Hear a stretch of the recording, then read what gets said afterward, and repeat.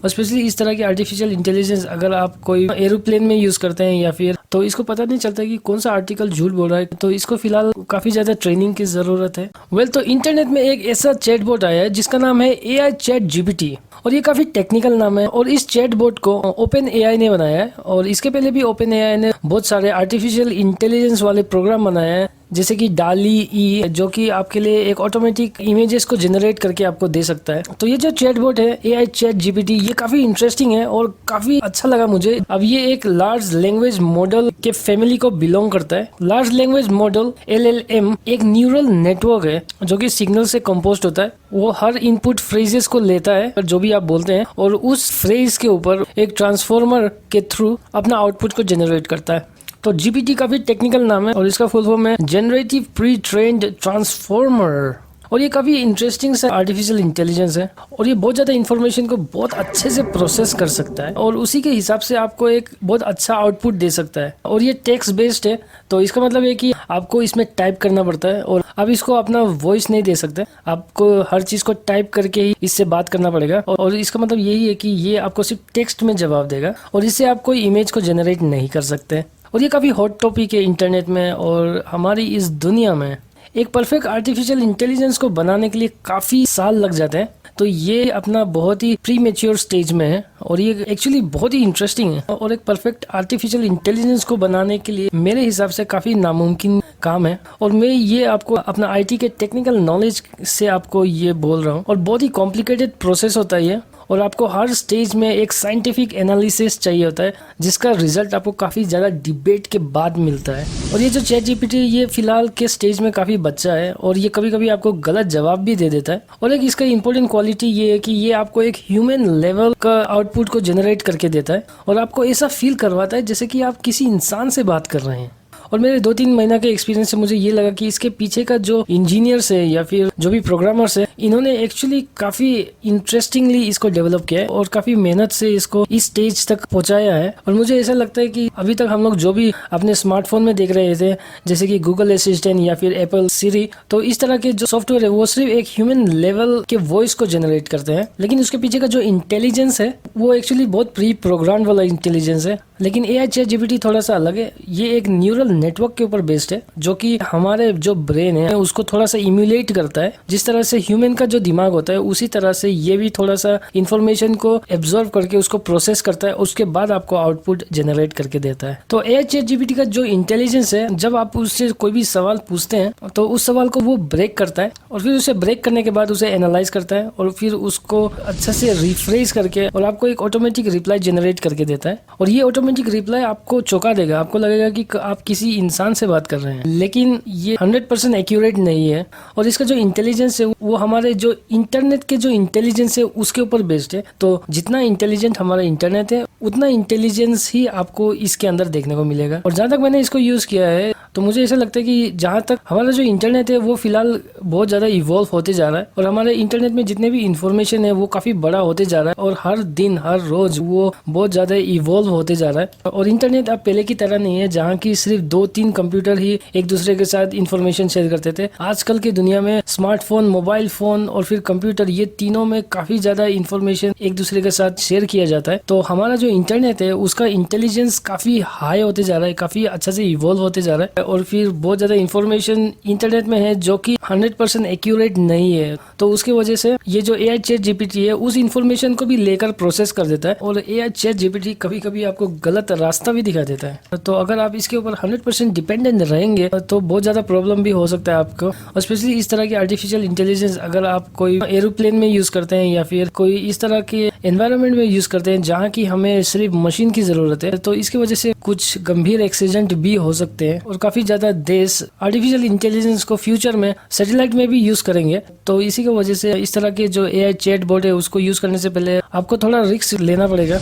और मैंने इस AI चैट बोर्ड को अपने प्रोग्रामिंग के लिए यूज किया था और फिर मैं यही एक्सपेरिमेंट कर रहा था कि क्या ये मुझे एक परफेक्ट सोर्स कोड जनरेट करके दे सकता है कि नहीं मेरे प्रोजेक्ट के लिए। और मैं जो प्रोजेक्ट में काम कर रहा हूँ उसमें मुझे एक पिरामिड फॉर्म का एक आउटपुट चाहिए था, और मैं चाहता था कि मेरा जो भी बटन है मैं उसको एक पिरामिड फॉर्म में उसको अरेंज करूँ। और मैंने इस चैट जीपीटी से पूछा इंग्लिश में पिरामिड स्ट्रक्चर का एक लूप बना के दो जो कि PHP में होना चाहिए, और मैं इसे अपने ब्राउजर में यूज करने वाला हूँ। और मैं चाहता था कि ये फॉर लूप या फिर इफ लूप को यूज करके, तो उसने 2-3 सेकंड के अंदर मुझे एक पिरामिड का स्ट्रक्चर का एक सोर्स कोड लिख कर दिखाया। और सबसे पहले तो मुझे इसका जो सोर्स कोड था वो एक्चुअली काफी इंटरेस्टिंग लगा था और काफी नया था। वैसे इसके पहले मैंने पिरामिड फॉर्म मैंने ऑलरेडी एक बार बना चुका हूँ, तो मैं सिर्फ यही देखना चाहता था कि AI चैट जीपीटी किस तरह से इस प्रॉब्लम को सॉल्व करता है।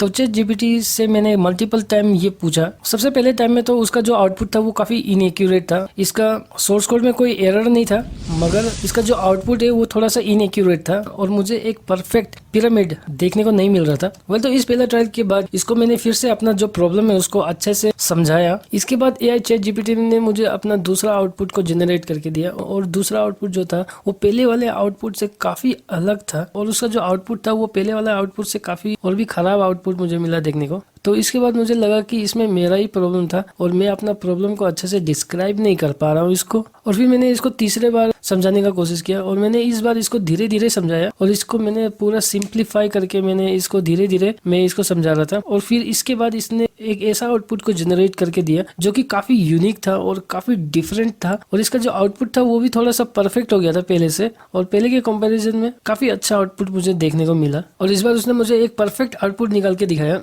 और इसका जो सोर्स कोड था वो भी काफी इंप्रेसिव था। और इस सोर्स कोड में उसने एक ऐसा फंक्शन को यूज किया था जो कि मैंने पहली बार देखा था, और मुझे समझ में नहीं आ रहा था इसने कौन सा वेबसाइट को एनालाइज किया है। और ये जो फंक्शन था ये काफी यूनिक था, और मैंने इसको पहली बार देखा है, तब मुझे लगा कि ये जो चैट बॉट है ये काफी इंटरेस्टिंग है और काफी यूनिक है। और आप इसको जब मल्टीपल टाइम इसको यूज करेंगे तब आपको भी आदत हो जाएगा इससे किस तरह से बात करने के। तो वेल आप जितना बार AI चैट जीपीटी से चैट करेंगे तभी आप दोनों का जो रिलेशनशिप है वो काफी स्ट्रांग बनते जाएगा। तो AI चैट जीपीटी के साथ आप जितना बात करेंगे और जितना एक्यूरेटली आप अपना प्रॉब्लम को समझा पाएंगे तभी आपका आउटपुट अच्छे से निकल पाएगा।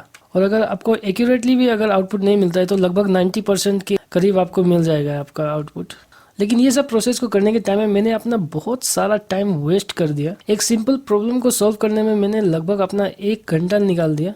तो वेल मैं अगर इसी तरह से चलता रहा तो मेरा जो प्रोजेक्ट है उसको कंप्लीट करने में मुझे काफ़ी ज़्यादा वक्त लग जाएगा। तो वेल मेरा ओपिनियन यही है कि अगर आप ओरिजिनल रह सकते हैं तो रहिए, और अगर आप कोई नए प्रोफेशन में है या फिर अगर आप कोई नए डॉक्टर हैं या फिर कोई इंजीनियर है जो कि एक नया प्रॉब्लम को देख रहा है, तो ये जो AI चैट जीपीटी है ये आपको एक ऐसा रिप्लाई दे देगा जिसके बारे में आप कभी सोच भी नहीं रहे थे, और इसके बाद आप काफ़ी चौंक जाएंगे, और फिर इसके बाद आप एक गहरी सोच में पड़ जाएंगे।